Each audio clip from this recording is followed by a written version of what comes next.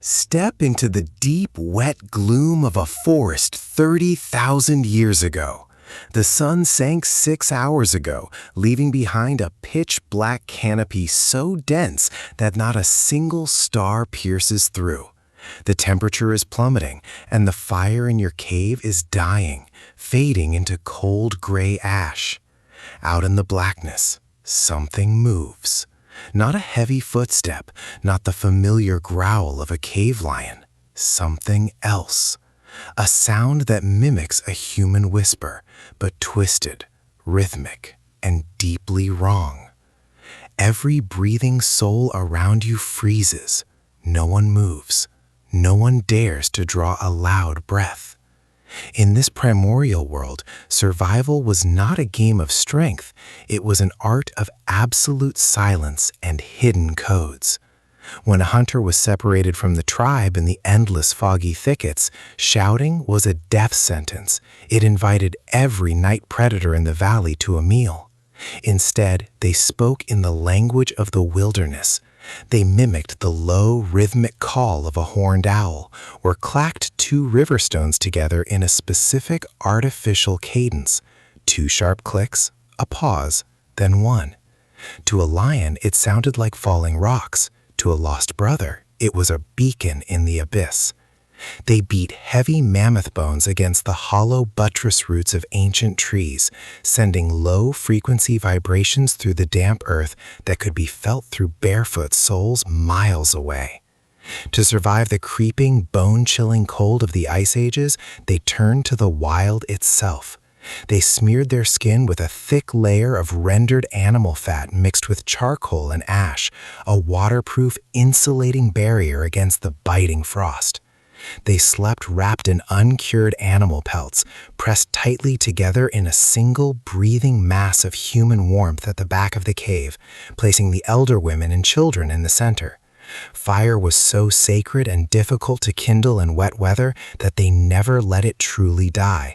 When traveling, they carried live embers nestled inside dried bracket fungus, wrapped tightly in damp moss and hollowed animal horns, keeping the spark of life dormant yet alive across miles of frozen tundra.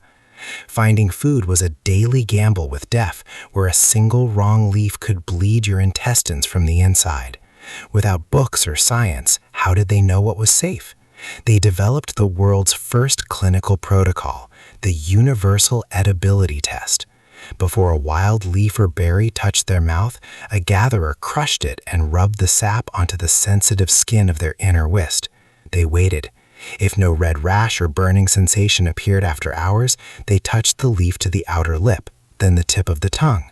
If it tasted intensely bitter, soapy, or caused a tingling numbness, it was spat out instantly, nature's chemical warning of alkaloids and toxins.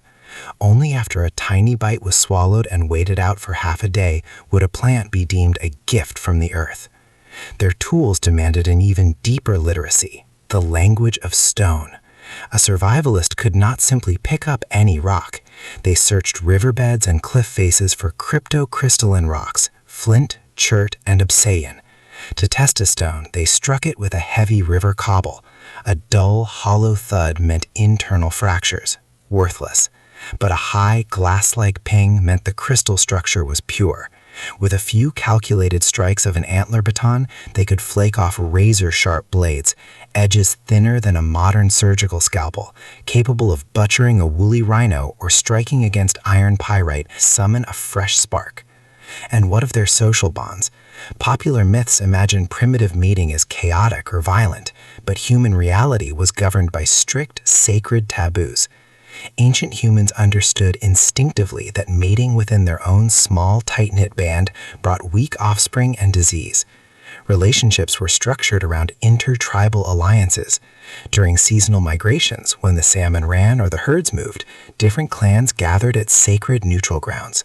Mating was an exchange of life, peace, and gene flow. A hunter did not simply claim a mate, he offered gifts to her clan elders, prized red ochre, a perfectly knapped obsidian spearhead, or a carcass of fat meat. Relationships were recognized through communal rituals, body paint symbols, and shared hearts. While some pair bonds lasted a season and others a lifetime, a woman held significant autonomy, protected by her kin and the collective strength of the matriarchs. Why did they build all these intricate rituals, signals, and rules? Because beneath it all lay four primal terrors that carved the human mind: the fear of the dark space, the fear of the dead rising, the fear of the sky failing during eclipses, and the fear of the unknown stranger.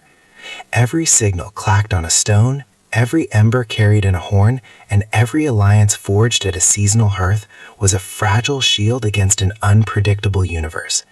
We live in a world of concrete, electric light, and instant communication today. But when the lights go out, when you hear an unidentified rustle in the dark, or when a sudden chill runs down your spine, remember, that is not your modern mind playing tricks on you. That is the 300,000-year-old survivor inside you, waking up, listening for the signal, and remembering the cave.